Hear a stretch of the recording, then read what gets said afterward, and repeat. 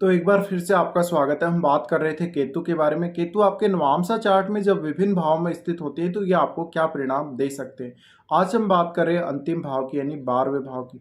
अगर किसी भी जातक का नवांशा चार्ट में 12वें भाव में केतु है तो इसके लिए आपको 12वें भाव के स्वामी को अवश्य ही देखना चाहिए, क्योंकि इसका जो असर पड़ता है केतु के रिजल्ट्स पर अवश्य पड़ता है। तो 12वें भाव में अगर केतु स्थित है तो ऐसे जातक को कुछ पारलौकिक शक्तियों के बहुत ज़्यादा अनुभव होते हैं मैरिज के बाद। उसको स्पिरिचुअल कार्यों की तरफ इतना ज़्यादा या तो रुझान नहीं रहेगा या वो एक्सट्रीमली स्पिरिचुअल होगा।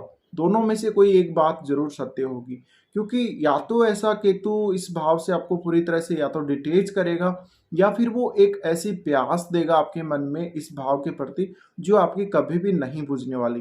तो दोनों तरफ ही एक्सट्रीमली कार्य करेगा केतु आपके लिए। अगर केतु यहाँ अच्छा हुआ तो आपकी लाइफ बहुत तेजी से स्पिरिचुअल होने लगेगी। आप विदेश में जाकर भी बस सकते हैं। इवन आप स्पिरिचुअल कार्यों के लिए विदेश यात्रा कर सकते हैं या आप इन कार्य की वजह से विदेश में सेटल भी हो सकते हैं। ऐसे जातकों को मैरिड लाइफ का उतना अच्छा सुख मिलता नहीं, या अगर मिलता भी है तो इनके जीवन में स्थितियां बहुत जल्दी जल्दी बदलती हैं। यानी इनको मैरिज के तुरंत बाद कुछ समय तक ही अपने जीवन साथी का अच्छे से सुख मिल पाता है, जीवन साथी का साथ अच्छे से मिल पाता है। एक समय बाद इनका जीवन साथी और ये दोनों यानी जिस भी जातक की ऐसी स्थिति होगी वो दोनों ही काफ़ी ज़्यादा स्पिरिचुअल हो जाएंगे और उनके बीच में एक ऐसा कनेक्शन क्रिएट हो जाता है। एक तरह से हम देखें तो रिकनेक्शन हम बोल सकते हैं, पास्ट लाइफ का कोई भी रिकनेक्शन, जिसकी वजह से जातक दोनों मिलके इतने ज़्यादा स्पिरिचुअल हो जाते हैं और उनको जिस स्थान पर रहने के योग होंगे, जहाँ पर वो रहेंगे, उस स्थान के प्रति भी उनका कुछ रिकनेक्शन सामने आ सकता है पूर्व जन्मों का। तो ऐसे जातक विदेश में ज़्यादा देखे गए हैं, या कुछ लोगों को आपने देखा होगा जो दूसरे देशों को छोड़कर भारत में आ गए और वो वृंदावन वगैरह में जहाँ भी कहीं भी वो रह रहे हैं, तो वो लोग बहुत ज़्यादा स्पिरिचुअल हो गए। इंडिया की संस्कृति को उन्होंने अपना लिया। ये अपने ही देश की बात नहीं है कि इंडियंस ही छोड़कर बाहर जा रहे हैं। बाहर के लोग देखिए कितने लोग यहाँ पर इंडिया में आ रहे हैं, तो उनके ऊपर भी ये बात काफ़ी ज़्यादा लागू हो रही है। और ऐसा जातक हो सकता है वो अगर इंडियंस भी है तो किसी दूसरी कंट्री में जाकर वो दूसरे कंट्री का धर्म को अपना लेगा, वो वहाँ के रीति रिवाज को काफ़ी तेज़ी से अपना लेगा और वो एक स्पेसिफिक स्पिरिचुअल थॉट को फॉलो करेगा जीवन में हमेशा।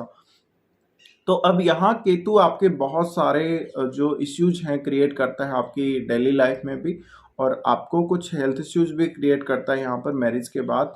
इसके अलावा केतु की इस स्थिति में आप काफ़ी बार अपने जॉब को लेकर, करियर को लेकर काफ़ी परेशान रहते हैं, क्योंकि करियर को लेकर स्थिति बहुत ही अनकंफर्टेबल हो सकती है या बहुत ही अनसर्टेनिटी वाली हो सकती है।